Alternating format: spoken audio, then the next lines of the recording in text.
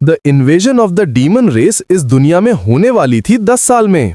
अब उसने साफ साफ रियलाइज किया कि इस तबाही के साइंस तो पहले ही आने शुरू हो गए थे। 4 या 5 साल पहले इन्वेजन के अजीब से प्लांट्स और एनिमल्स जो पहले कभी नहीं देखे गए थे सेंट्रल प्लेन्स में दिखने लगे। 2 साल पहले इन्वेजन के म्यूटेटेड बीस्ट ने ह्यूमंस पर अटैक करना शुरू कर दिया और 6 महीने पहले कैटास्ट्रोफी के ह्यूमैनिटी को मिस्टीरियस और अजीब डिजीजेस का सामना करना पड़ा जो बहुत तेजी से फैल रहे थे।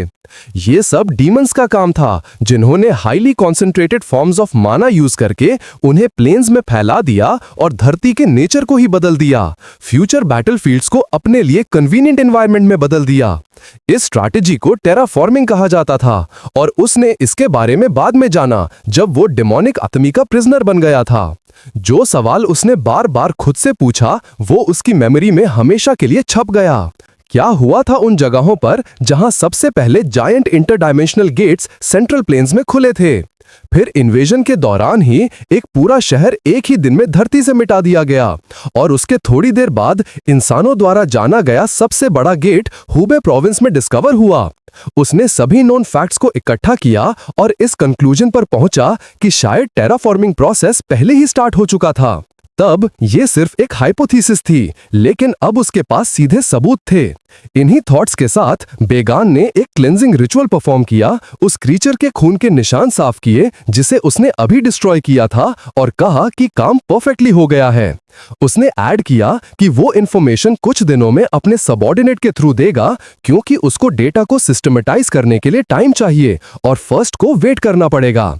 फर्स्ट ने उसकी ट्रू नेचर के बारे में सीधा सवाल पूछा। उसने कहा कि बेगान साफ साफ कुछ छुपा रहा है और जितना बता रहा है उससे कहीं ज्यादा जानता है। बेगान ने गहरी सांस ली और कहा कि वो पहले ही कह चुका है कि अगर वो अभी सच बताएगा तो फर्स्ट उस पर एनीवे बिलीव नहीं करेगा। जल्दी करने की कोई जरूरत नहीं थी। जब राइट मोमेंट आएगा वो पूरा सच बताएगा, चाहे उसका इंटरलॉक्यूटर उसको चुप रहने के लिए बैक करे, और इसलिए वो उस दिन के आने का वेट ही कर सकता था।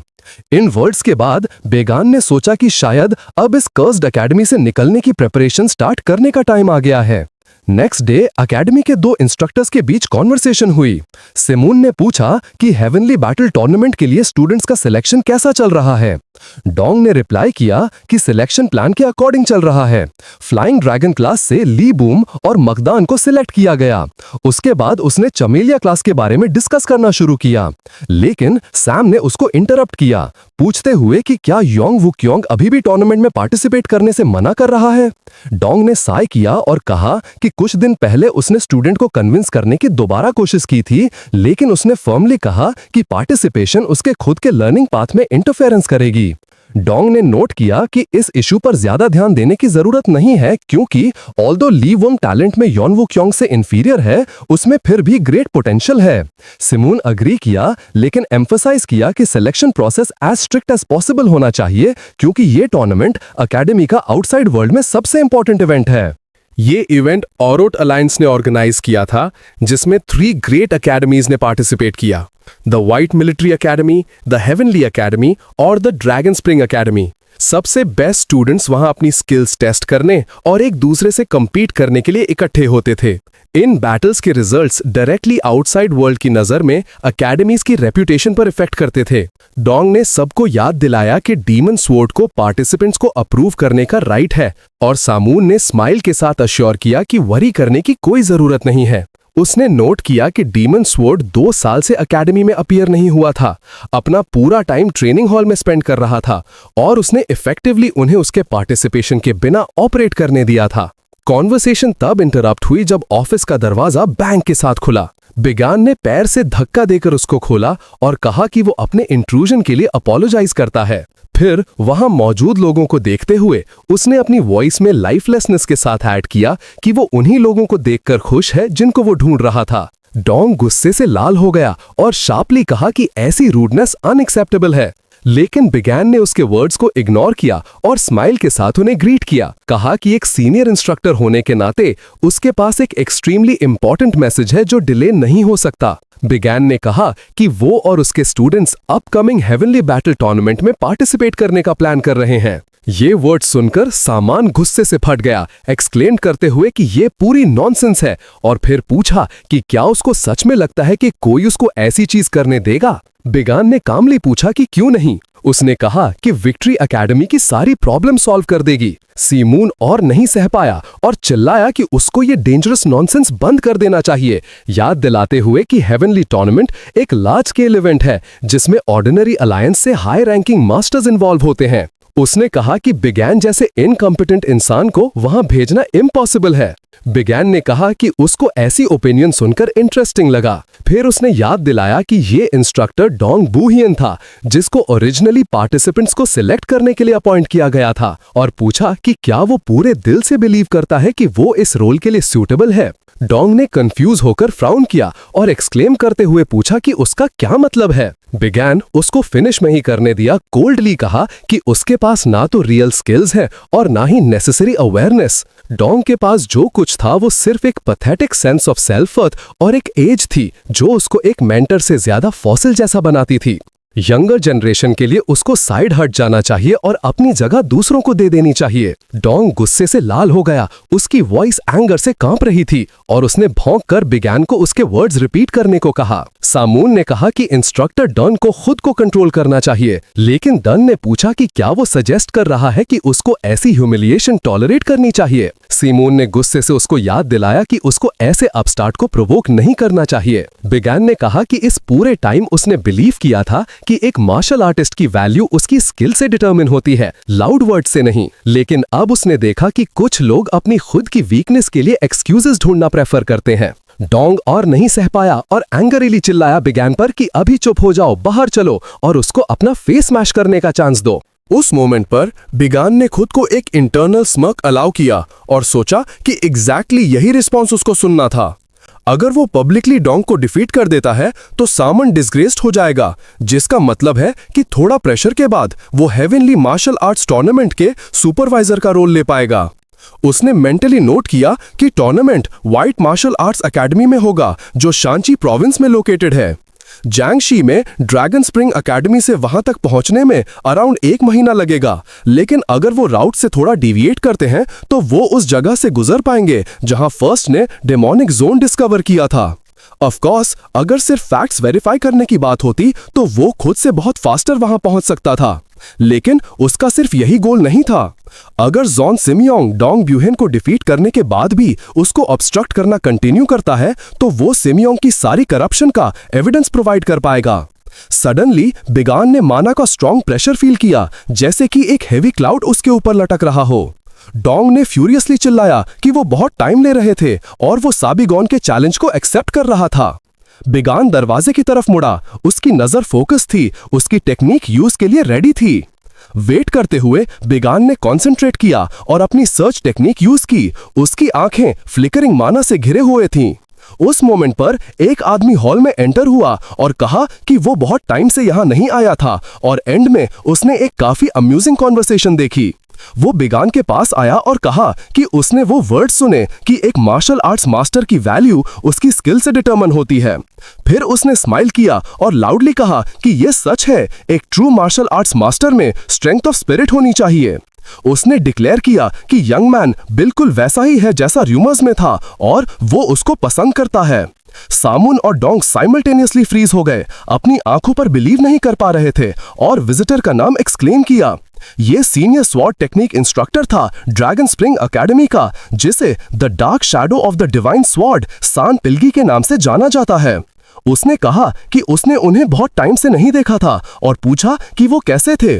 सीमन अपनी टेंशन छुपा नहीं पाया, पूछा कि वो क्यों आया था। कोच ने बस मॉकिंगली पूछा कि ये कैसा अजीब सवाल है और क्या एकेडमी में सच में कोई जगह थी जहां वो नहीं आ सकता था। सीमन ने जल्दी से रिप्लाई किया कि ऑफ कोर्स नहीं थी। हुक ने हंसा और सबको रिलैक्स करने को कहा कि वो जोक कर रहा था और उन्हें उसको ऐसी फ्राइटेंड आंखों से देखने की जरूरत नहीं थी। बिगान उसको क्वाइटली देखता रहा, सोचते हुए कि एंड में इस इंसान को दूसरों को टीच करने में बिल्कुल इंटरेस्ट नहीं था, बल्कि वो अपनी खुद की स्किल्स को परफेक्ट करने में ऑब्सेस था और मार्शल आर्ट्स का सबसे सिंसियर फनाटिक था। लेकिन उन सभी मार्शल आर्ट्स मास्टर्स में जिनसे वो अपने रिग्रेशन के बाद मिला था, ये आदमी सबसे स्ट्रॉन्गेस्ट था। को हल्का सा फ्राउन करते हुए रिप्लाई किया कि वो बस थोड़ी फ्रेश एयर लेने के लिए बाहर गया था, और फिर डिसाइड किया कि वो चेक करे कि एकेडमी में सर्कुलेट हो रही र्यूमर्स कितनी सच थी। उसने एडमिट किया कि उसने बान और उसके स्टूडेंट्स के हेवनली मार्शल आर्ट्स टूर्नामेंट में पार्टिसिपेट करने के बारे में डिस्कशन सुनी थी। सीमन विजिबली नर्वस हो गया। फिर बिगान की तरफ पॉइंट करते हुए उसने कहा कि ये यंग मैन अचानक दरवाजे पर अपीयर हुआ और डिमांड्स करने लगा। क्वैक ने इंटरेस्ट के साथ पूछा कि क्या बिगान हेवनली टूर्नामेंट में एकेडमी को रिप्रेजेंट करने जा रहा था। बिगान ने कंफर्म किया और ऐड किया कि वो पर्सनली पार्टिसिपेंट्स को सिलेक्ट करना चाहता था। हुल हंसा और कहा कि उसने यंग मैन की करेज को अप्रिशिएट किया, ऐड करते हुए कि ये बोल्ड था, ऑलमोस्ट प्रोवोकेटिव। फिर उसने पूछा कि क्या इसका मतलब है कि बिगान के स्टूडेंट्स एकेडमी के बेस्ट स्टूडेंट्स से ज्यादा स्ट्रॉन्गर थे। बिगान ने उसको अपनी आंखों में कोल्ड एंगर के साथ देखा और कहा कि यह सच में केस है।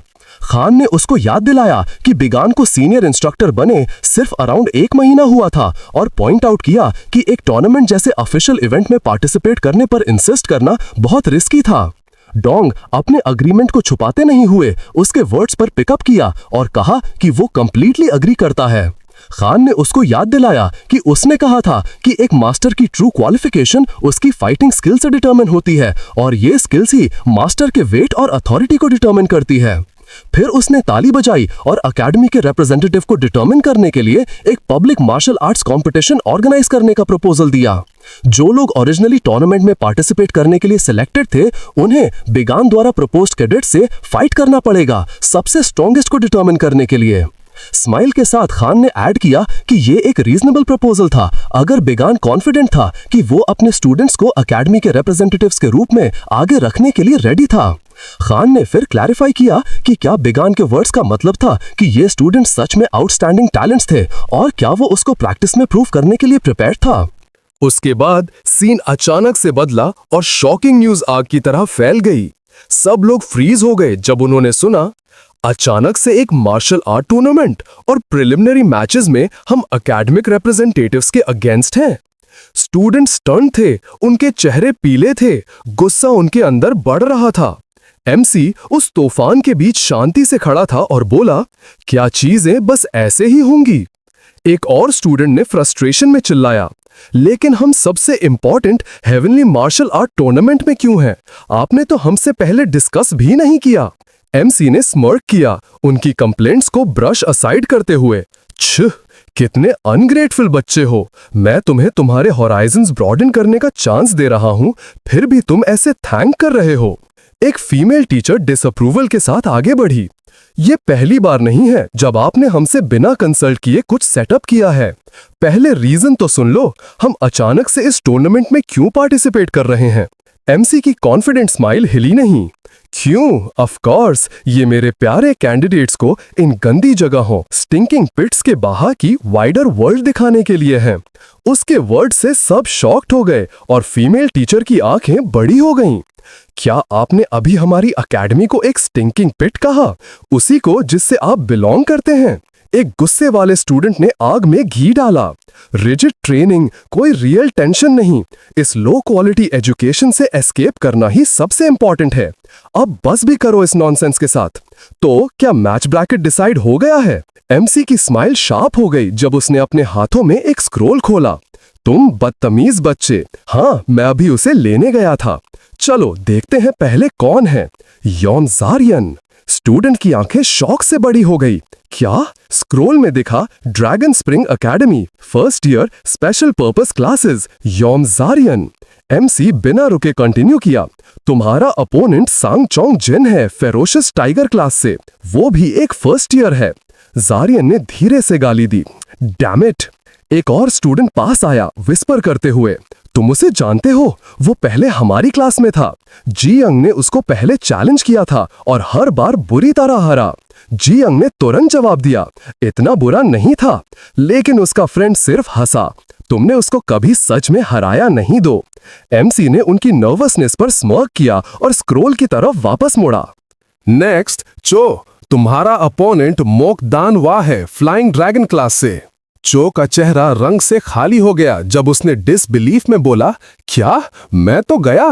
फीमेल टीचर की टोन सीरियस हो गई जब उसने एक्सप्लेन किया, मोक दानवा फेमस मोक क्लैन की सबसे बड़ी बेटी है जो स्वॉर्ड्समैनशिप है युआन क्लैन को भी टक्कर देती है। एमसी ने धीरे से सर हिलाया याद करते हुए, हाँ, वो यंग लेडी जिसने हमारी क्लास ज्वाइन करने से मना कर दिया था।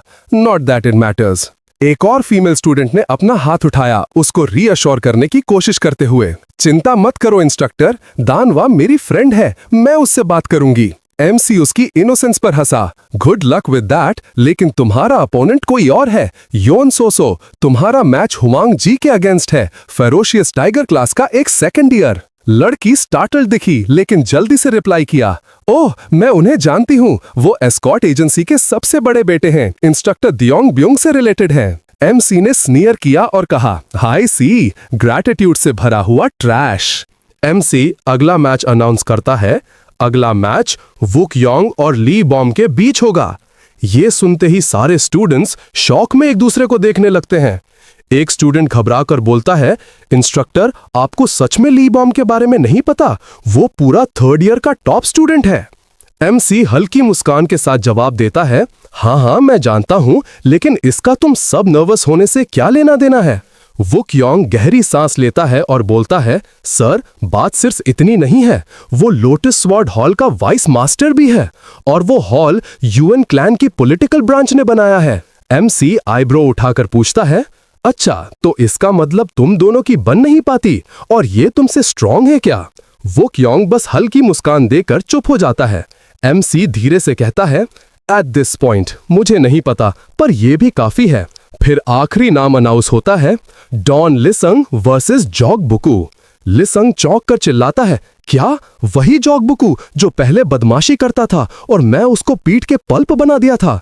उसका दोस्त गुस्सा होके बोलता है, सुना है उसने स्पेसिफिकली रिक्वेस्ट किया है कि उसका सामना तुझसे हो, साला हरामी। लिसंग अपना सर पकड़कर बोलता है, डैम इट, अब पूरी एकेडमी के सामने मुझे इंसल्ट होना पड़ेगा। तभी एमसी बीच में आता है, दोनों के कंधों पर हाथ रखता है और कहता है, टेंशन मत लो मेरे डिसाइपल्स, क्या तुम्हें लगता है मैं अपनी आंखों के सामने तुम्हें बेवकूफ बनते देखूंगा। उसके चेहरे पर एक गुस्से वाली मुस्कान आती है और वो जोर से बोलता है, लेकिन याद रखो, नो पेन नो गेन। तुम्हारे पास सिर्फ एक हफ्ते का टाइम है बिफोर द टूर्नामेंट, तुम्हें नॉर्मल से ज्यादा हार्ड पुश करना होगा। स्टूडेंट्स में से एक पसीना पोंछते हुए बोलता है, सर मुझे जीतने की परवाह नहीं है, मैं जैसा हूं वैसा ही ठीक हूं। एमसी उसकी तरफ तीखी नजर से देखता है और ठंडे लहजे में बोलता है, मैंने तुमसे तुम्हारी ओपिनियन मांगी थी क्या। सीन तुरंत ट्रेनिंग ग्राउंड पर शिफ्ट होता है। दो स्टूडेंट्स बड़े बड़े पत्थर और लकड़ियां उठाए खड़े हैं और एमसी उनके पास खड़ा मुस्कुरा रहा है।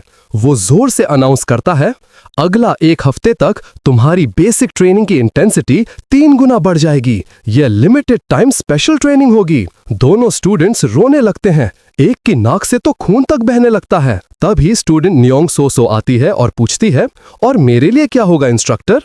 एमसी हंसी के साथ फीमेल टीचर की तरफ इशारा करता है, तुम्हें पर्सनली गाइड करेगी वो ब्यूटीफुल और स्टैंडर्ड इंस्ट्रक्टर। टीचर तुरंत चौंक कर बोलती है, वेट, किसने तुम्हें ये डिसाइड करने का राइट दिया।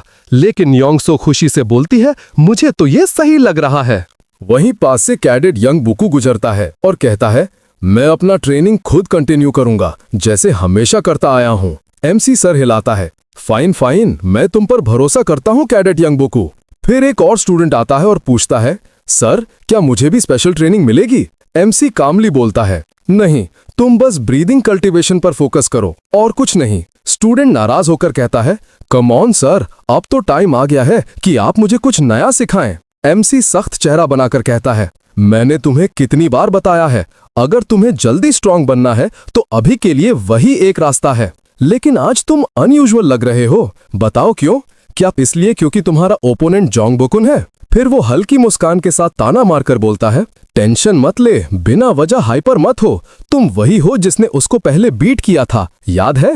एमसी फिर इंस्ट्रक्टर माई की तरफ मुड़कर कहता है, जरा इन चिल्लर बच्चों पर नजर रखना जब भी टाइम मिले। टीचर पूछती है, और तुम क्लास के बीच में कहाँ जा रहे हो। एमसी मुस्कुराते हुए बोलता है, थोड़ा बाहर जाना है। वो हवा सूंघता है, हल्का सा खांसता है और धीरे धीरे गायब होते हुए बोलता है, अगर कोई पूछे तो कुछ भी एक्सक्यूज बना देना। टीचर चीख कर बोलती है, वेट इंस्ट्रक्टर शा बिंग। फिर अचानक रियलाइज करती है, साला जब उसने मुझसे पास रहने को कहा था क्या सिर्फ इसलिए था कि वो सारी जिम्मेदारी मुझ पे डाल दे। उसके पास खड़ी स्टूडेंट मुस्कुराकर पूछती है, इंस्ट्रक्टर तो मैं किस ट्रेनिंग से स्टार्ट करूं? सीन तुरंत एक और ट्रेनिंग जोन पर शिफ्ट होता है। वही स्टूडेंट जो बोकुन से लड़ने वाला है अकेला प्रैक्टिस कर रहा है। उसके चेहरे पर गुस्सा है और उसकी ऑरा से पावर निकल रही है। वो अपनी आंखें खोलता है और एमसी के वर्ड्स याद करता है, टेंशन मत ले, बिना वजह हाइपर मत हो, तू वही है जिसने बोकुन को पहले हरा दिया था, याद है?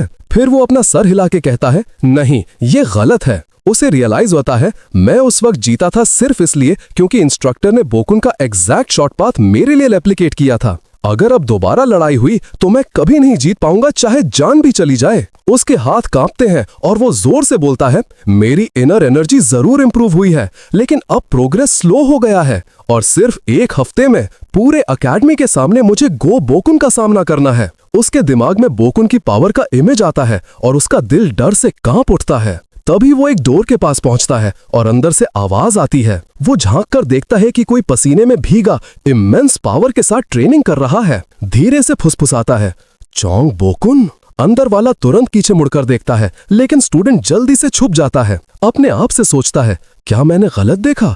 इतनी रात को जोंग बोकुन यहाँ क्यों होगा? शायद मेरी कल्टीवेशन ने मेरा दिमाग कंफ्यूज कर दिया। लेकिन उसके अगले ही पल उसके पीछे से एक भारी गुस्से से भरी ऑरा फूट पड़ती है और असली जोंग बोकुन उसके सामने खड़ा होता है। तो इसी के साथ आज का हमारा एपिसोड यहीं खत्म होता है। तो मिलते हैं एक नए एपिसोड के साथ। अगर आपको ये एपिसोड अच्छा लगा हो तो कमेंट करके जरूर बताएं। चैनल को लाइक, शेयर एंड सब्सक्राइब करना ना भूलें। तब तक के लिए टाटा, बाय एंड सायनारा।